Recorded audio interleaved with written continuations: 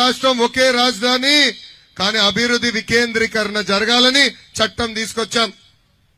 మనం ఈరోజు చూస్తున్నాం Kia car made in Andhra Pradesh, hero motor cycle made in Andhra Pradesh, Apollo tyres made in Andhra Pradesh, ఏకంగా మీరు వాడే షామీ ఫోన్లు కూడా made in Andhra Pradesh, TCL TV అదే విధంగా మీరు చూస్తే మెట్రో బోగీలు తయారు చేసే ఆల్స్ట్రామ్ కూడా మేడ్ ఇన్ ఆంధ్రప్రదేశ్. ఆనాడు చంద్రబాబు నాయుడు గారు యువతకు ఉద్యోగాలు కల్పించేదానికి 16 లక్షల కోట్లలో ఎంఓయూలు కుదిరించుకున్నాం. 35 లక్షల మందికి ఉద్యోగాలు ఇవ్వాలనేది ఆనాడు ముందరికెళ్లాం.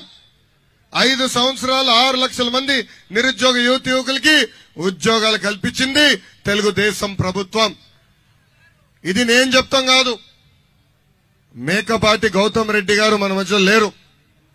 కానీ ఆనాడు శాసన మండలిలో వాళ్ళ పార్టీ వేసిన ప్రశ్నకి ఆయన సమాధానం చెప్తూ తెలుగుదేశం పార్టీ అధికారంలో ఉన్న 5 సంవత్సరాల్లో 6 లక్షల మందికి ఉద్యోగాలు ఉపాధి కల్పించామని ఆయనే స్వయంగా చెప్పే పరిస్థితి. మనం ఇప్పుడు ప్రిజనరీ గురించి చెప్పాలా. ఆ ప్రిజనరీ పేరు జగన్మోహన్ రెడ్డి గారు.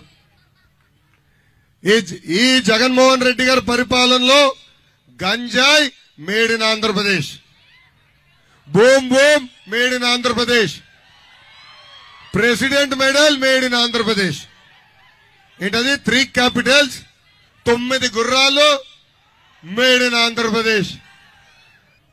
మర్చిపోయా కోడికత్తి made in Andhra Pradesh, special గుల్కరాయ్ made in Andhra Pradesh. ఈయన ముఖ్యమంత్రి అయిన తర్వాత అడుగడుగున కంపెనీలు ఇబ్బంది పెట్టారు. మనందరం చూసాం, పీపీఎల్ రద్దు చేశారు ఆనాడు. అన్ని కంపెనీలు పక్క రాష్ట్రానికి వెళ్ళిపోయినాయి. ఆంధ్ర రాష్ట్రానికి highest tax paying company Amar Raja. ఆ అమర్ రాజాని పక్క రాష్ట్రానికి పంపించేశాడు ఈ ముఖ్యమంత్రి జగన్మోహన్ రెడ్డి గారు. లూలు అనేది అతిపెద్ద రీటైలర్, అది మన విశాఖపట్నానికి తీసుకొస్తే అది కూడా తెలంగాణకు పంపించేశారు. ఇంకో పక్కన రిలయన్స్ కూడా పక్క రాష్ట్రానికి పంపించారు.